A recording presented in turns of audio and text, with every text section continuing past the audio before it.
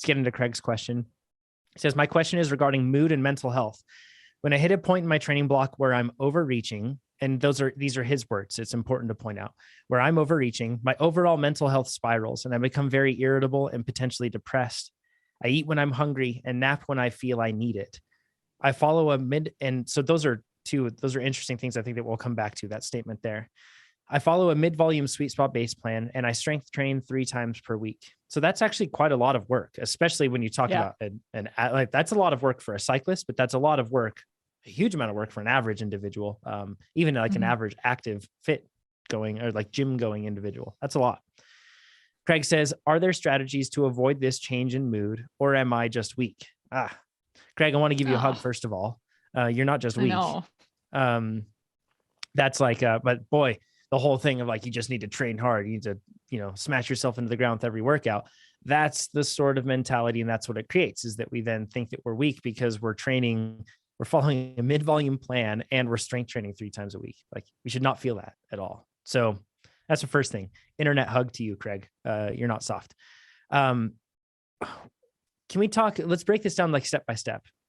Functional versus non-functional overreaching. Let's talk about that first, because with training, you want to overreach at a measured amount, right? Like you want to get to the point where you are working, you're stressing your abilities, but then giving yourself time to recover. Ivy, can you talk a little bit about like non-functional overreaching, or what that would be in terms of what it's felt like for you in the past, if you've gone through that? I assume you have. Can you define non-functional overreaching for myself and also our listeners? Amber, how about you define it for us? And then we can go after that. And Ivy, you can share your experience on it. So I'll give you guys a very non-scientific definition of this, but functional overreaching is where, like we've said before, you want to stress your system in order to elicit adaptations. You have to stress your system enough that your system has something to adapt to. So if you're only stressing your system to the point where it's already adapted to that level of stress, you're not going to get additional adaptations. You have to stress beyond what your body has already adapted to. So that means that there's usually a little short period of time where you are functionally overreaching. So you're stressing your system a little bit more than what it's actually capable of right now. And then when you rest, your body will recover and super compensate to a point where now it's adapted to a higher level of fitness. And then you need to stress it a little bit beyond that, recover, and so on. And this is what we call progressive overload. So it's an incremental stressing of your system, allowing your system to recover enough that it can compensate, adapt, and move on. So that's the real key here, is making sure that you're allowing enough recovery for your body to make those adaptations. When you get into non-functional overreaching is where you are putting too much stress and not enough recovery. So your body can't adapt to the training stress that you're putting onto it. And now you've gone from functional overreaching into non-functional overreaching, which means that you're piling on stress in a way that's not productive to progressing your fitness. And that's, and Ivy, have you experienced that before on the non-functional overreaching side as a pro athlete racing around the world? For sure. And I think the thing that sticks out to me about what Craig said, that they eat when they're hungry and nap when they feel like it, and feel irritable and depressed in their mental health spirals. I feel like this is something that I experienced when I just wasn't nourishing myself in the way that I needed for my training volume and getting enough rest. And that rule of eat when you're hungry, that's not something that we consider sufficient on the bike. And it's definitely not sufficient off the bike either, especially when you're training a lot. And Craig does so much between their strength training, and I assume they have a life and a job and things to do otherwise. And, worrying about, the question itself was about mood and mental health, right? Apart from their training. And I know that I definitely conflated depression with that fatigue and need for more food and rest. And there are times when, like this off season in particular, when I didn't feel like skiing and didn't really feel like doing weight training and didn't feel like doing anything. And there are times when you definitely have, clinical depression. And then when you start training and you see all those things, and But you see all those things, you know, the irritability and being really tired, needing a lot of naps. When you see it in training, I conflate the two and be like, oh my God, I'm still depressed. Like, and it takes having people in your circle, healthcare providers, counselors, other athletes that know what this is to help. That helps me identify, oh, you're eating like half as much as you should. You're not sleeping enough. And sure enough, as soon as I started eating more and taking care of myself a little bit better, I used to take like an hour and a half nap like every day, and I did not need it. And I thought I was depressed, and I just needed to eat more. That's a great point. Like, it's hard Yeah. to, we aren't perfect at being able to nail down the reasons behind everything. Yeah. Nate? Go ahead, Amber.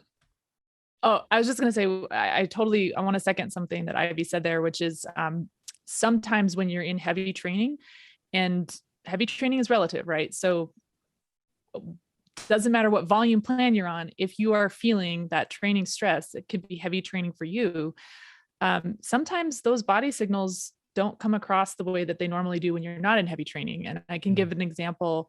Every time my whole career, every time I raced a heavy stage race, multi-day stage race, they were always really, really high stress because we're stacking on that training stress day in and day out. And it gets to a point where it's not physically possible to eat enough to really keep up on those calories and make sure that you have an energy balance. And I will tell you, even though I'm in a massive energy deficit in the middle of one of those stage races, my appetite is gone. And it actually becomes really stressful to eat enough or try to eat enough, because you know you can't actually eat enough to make up for what you're burning every day. It gets really stressful. And if I were just going based on hunger cues, I would not be eating anywhere near enough to fuel my body through an effort like that. So you really, when you get into heavy training, you really have to shift your mindset and be really mindful and proactive about fueling your efforts and making sure not just that you're fueling on the bike, that's super important, but as we've said before, you need to make sure that you're fueling throughout the day as well, so that your net energy balance is remaining positive. It's really, really important. And the heavier the training is for you, the more important this becomes, because that's where, as you get into that functional overreaching, you are really kind of walking a razor's edge between the functional overreaching and non-functional overreaching. And fueling yourself and getting enough rest are two of the things that can help prevent you from going into non-functional overreaching. Craig, I feel you. This is my entire training career of my like eyes are too big for my stomach. I mean, I just keep boo, boo, boo, boo until plug adaptive training has helped me on this of not going too hard on workouts. But this is what, like the weight training, that is not to be overlooked, especially if you're doing heavy days that are like the neuromuscular days. So the 1, 2, 3, even up to 5 reps that are really hard. Man, I do those. And I am like, I will, now that I'm just weight training, I have nothing else in my life. I will do that. Not even that much volume, but the stress of that, there's this mental fatigue that is, I've got the system, Amber probably knows, but you'll be tired the next day for almost no reason. And it's like a mental fatigue and not a physiological fatigue. And then I've done this before where I've done that and then try to go into a cycling workout, and your motivation is so low going into that when your brain is fatigued like that. And then the RPE goes up so much, and then the RPE goes up too if you're not eating enough, and eating enough carbs or your protein's too low. And then that then makes that workout hard, and you're using all this mental energy, and then the next workout is hard, and you just go down this spiral where it just keeps getting harder and harder and harder. So Craig, what I would do is on the weight training, I've had luck with this where instead of going, well, it depends on what your goals are. If you're going for strength, you're going to need those low reps, but you can still get strong without doing that. And you can still get strong on higher reps. If you're going for just overall fitness, what I'm going to suggest is going to work just fine. And if you're going to be like, I want bigger size muscles, you can actually go lower reps or higher reps. It's, you can go as high as I'm going to say. And what I've had really good luck with is going in that 12 to 15 range for rep range for working out. And that doesn't put as much mental, like the neuromuscular stress. I might be using these wrong. Amber, jump in if I'm saying the wrong word, or someone correct me later. it is much better to do those higher rep things, and I recover a lot better. You get some muscular endurance, which is going to help you on the bike too, because that's a big part is not being tired on the bike. And then for muscle size, like it's very similar at 15 reps as it is at like 6 reps, which is crazy. 2, make sure you're getting the protein. The protein, which I think you guys covered last week. I'm guessing you said 2 grams, 1.8 to 2.2 grams per kilogram of body weight, something like that. I didn't listen to it, but yeah, everyone's saying yes. So in that range, can't hear you. Yeah. In that range. Yep. And then I would drop the easy days on the mid volume. So that's the next step. So change your strength training a bit, drop those easy days. Like they're not going to be really pushing you forward that much, especially if it's pushing you into overreaching. So that on those days you can rest and chill and you can eat some food and you can kind of catch up on your calories. The next thing is use our workout alternatives. And on like the harder days, especially that Saturday, instead of being progressive, make it achievable. Like don't progress on that Saturday. That's the longer workout. Have it keep it at the same level. So if you're at 4.5, just keep doing 4.5s, or maybe if you feel bad, go to a 4.0. This is going to put you ahead long term. It's going to seem like it won't, but it will. Let your Tuesday, after you have some time off, go ahead, push forward. And especially that Sunday too. That's another one where you could drop it down. So have the weekend with a little bit more volume. You're still going to cycle. And just because you're down like one level, you're still going to actually get faster, but make it a little bit easier for you. Based on what the volume you have, you're not going to be able to, you've proven to yourself that you can't, that this pushes you too much to over. So this is when you want to step back. And again, everyone has this point. Everybody does. And we should not be ashamed at where this point is in our lives. Some people, it's going to be 2 workouts a week. It just is because of lifestyle and everything. Other people like Amber, she was doing almost 40 hours swimming. Crazy. But her whole life was arranged around that. And she probably was overreaching. Yeah, exactly. 100%. So I just want to say that everyone's going to hit this no matter what the training plan is. And you got to be aware and step back. And if you do step back, you're going to be faster. Your whole life's better. You're going to be more motivated. You're going to have more fun cycling. You're going to look better.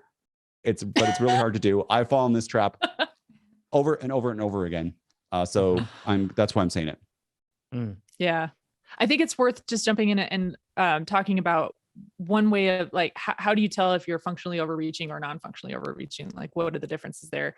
And I think a really key differentiator there is if you do take some time off and you make some of these adjustments, like Nate is describing, and you bounce back and you start feeling better pretty soon, that's good. That's, that probably, if the functional overreaching, if these symptoms that you're describing last maybe a week and it happens to be the week before your rest week, and then you have your rest week and then you feel good again, that might be functional overreaching. But if this is something where you take some rest, you dial back the training and you're not experiencing a decrease in these symptoms, then you might be overreaching. And overreaching, if it gets too bad, it can literally take years. Non-functional overreaching. If you let it go too far, it can take years to recover from this. And I definitely have experienced that myself. It can take months. So it's really good to be proactive about tuning in. When is your mood changing? And mood is a really, really good barometer for this. If you're really, like you said, feeling grumpy and irritable, your mood is really down, that is a good guidepost that something's up. And maybe take a look at your training plan, see if you have some rest coming up. If not, build more in, see how you feel. And that's on the physical side of things. But to go back to what Ivy was saying, and Nate touched on this too, it might not just be physical. There might be an underlying mental health thing going on too. So really experiment with this and be hyper aware and honest with yourself about how you're feeling.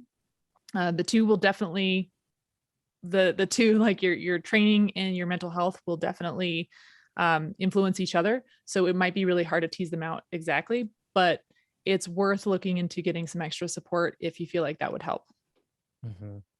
Ivy, did you, I couldn't tell if you wanted to jump in and say something.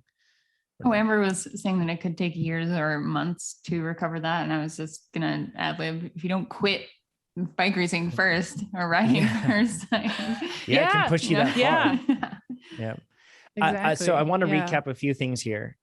Firstly, a great thing. This is actually one of my biggest gripes with the TSB chart, and the concept of the TSB chart is that it's just looking at physical stress, and that's it.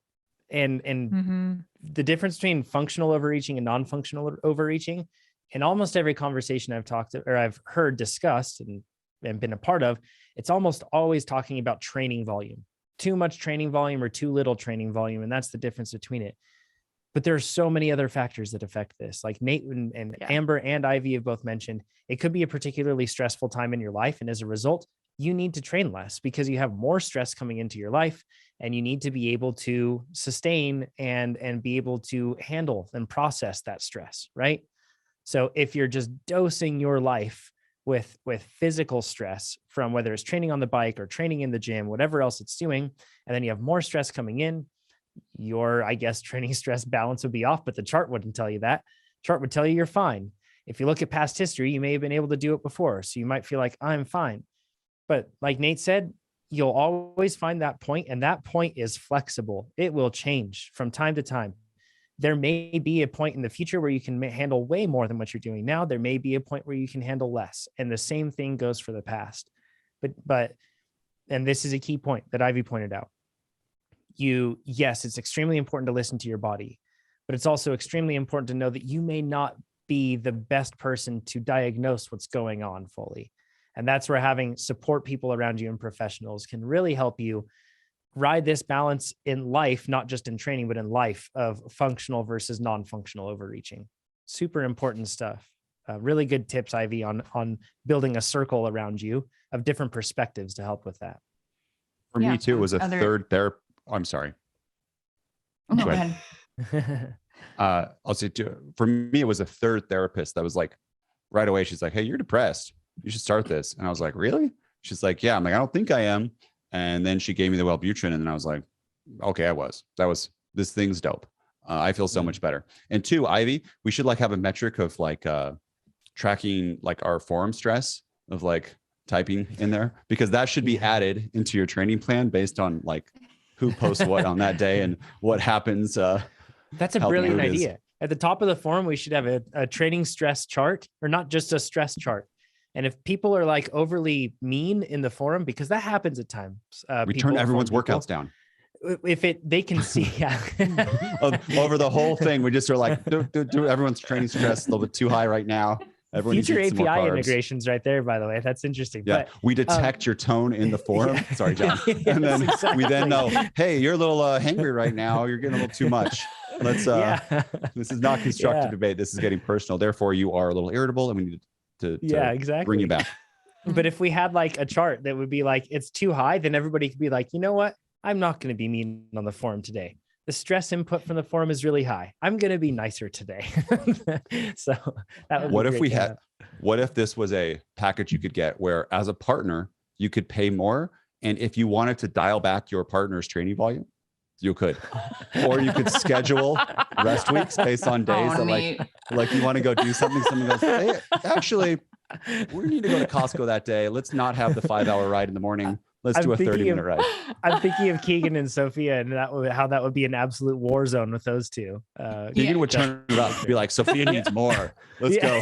Let's go. Sophia needs to do this 6-hour ride with me. And she'd just be turning him down, because the more training he does, he's broken. It just, he gets even more excited by the whole thing. So yeah. And I think though, that's a good point. It's a joke, but sometimes, to what Ivy's point and John's point, your partner sees it before you do.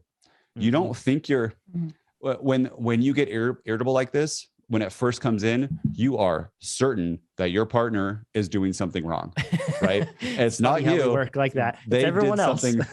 They did something, and you are experiencing that emotion more, where that partner could be doing the same thing all the time. And it's because you are a tired, overreaching, overtraining, some kind of state, that you feel the emotion more, and you are not aware that your body is being impacted like that. And then you could blame somebody who has no fault, when it's really, you should be looking internal. So the point of having that good relationship with your partner is say, you know what, I think you might, your mood's a little bit different. Like I notice you're feeling these emotions more. Can we talk about this? And you as a person not say, nope, it's you because you did blah, blah, blah, and not being defensive, and really listening to that of somebody else detecting that you're feeling your emotions more than usual, and what could be the root cause of that. Yeah. And that's why I think I'm so glad we covered this question, because I look at what Craig's narrative is about their training and their mental health and feeling like they're weak. And so many parts of cycling don't make us feel like you have to be like tough guy, right? It's like cycling is so much toxic masculinity, honestly, that something is wrong with you if you can't bury yourself constantly. That's messed up. That sucks. And especially with stuff like food and nourishing yourself and resting, like and the stuff we wrap up in our appearance and watts per kg, and how the last thing you think you should do is just like nourish yourself and like take a bubble bath. And not all of us not all of us are lucky enough to have a partner or someone that we work close with or a family member that like sees us on a daily basis, that sees those trends and changes. And it's really hard for someone that has this mindset that you're weak if you feel this way. That person probably isn't the kind of person that would be like, hey, I don't feel good, I need help, what's going on? Right.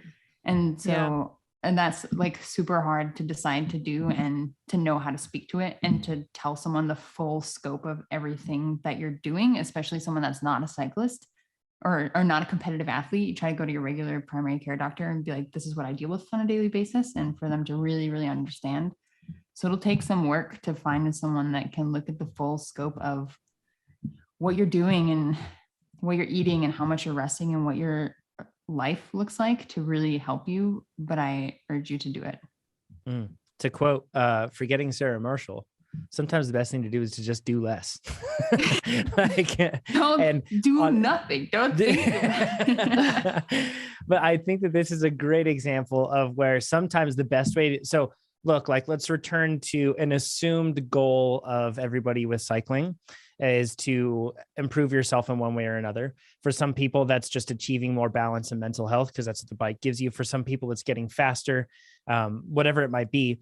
And if your goal is to do that, logically, we think I must do more to get more of the outcome. But sometimes just doing less actually gets us more in the end. And I've found more often than not, with all of us athletes listening to this, that are, well, there's pro athletes too listening to this. So it's probably the same for you to a certain extent, but especially for those with complicated lives and lots of demands, many times the way to get faster is to do less than we think that we should do. Or at least do less than we're putting pressure on ourselves to do. Look at the Successful Athletes podcast. So many of them just do low volume plans and they achieve a lot. So I hope, Craig, that this was helpful for you to get some different perspectives. And I would absolutely encourage, like Ivy said, sometimes we don't have the luxury of having a person close to us in our lives to be able to provide additional perspective. But that's why also professional help is there. So then we can speak with those individuals and we can build a relationship with them and rapport so that they can understand where we're at. So I would encourage everybody to do that, to consider that, normalize that. It's a way forward. It's a way to make progress. So Nate, do you have one other thing before Nico's? Yeah, I just want to say this is a general relationship thing. And I did this in my marriage, and I want to tell other people to be aware of it, is that when somebody is overtraining, overreaching, they haven't slept or they haven't eaten enough. It's easy when they get upset to say, well, you're just hungry, right? Like, you're just this.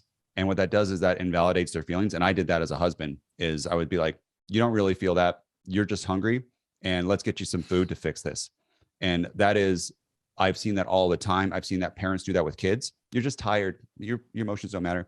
The difference is how now I am teaching my kids, and I want to do that is, hey, you're feeling this emotion. And in the moment, all I do is concentrate on the emotion of what like my daughter might be feeling. We get through it. Then afterwards I teach her and say, she'll even come to the realization. She goes, oh, I wasn't really feeling that. I'm like, no, you were feeling that. But just when we're in these states, we feel them more. And if we can be aware that we're feeling them more, and then you as a partner or a person, you almost validate them more, you work through it with that person. And then afterwards, when they're not in that state, you can talk about, maybe you felt them more because of this, not that they were invalid because you were hungry. Right. Mm-hmm. So that's a huge, I wish I would have learned that when I was like 8 or something. You know what I mean? Totally through my marriage. It's not a good personality trait, trying to always see it. And because we are often around people who are hangry, or because being in the cycling community, that's something to be aware of. If you like this video, make sure you give us a thumbs up. If you didn't like this video, you can give it a thumbs down, but let us know what you would have done differently in the comments below. If you want to see more of these videos, make sure you subscribe to our YouTube channel. And if you want to become a faster cyclist, check out TrainerRoad.com. Do it.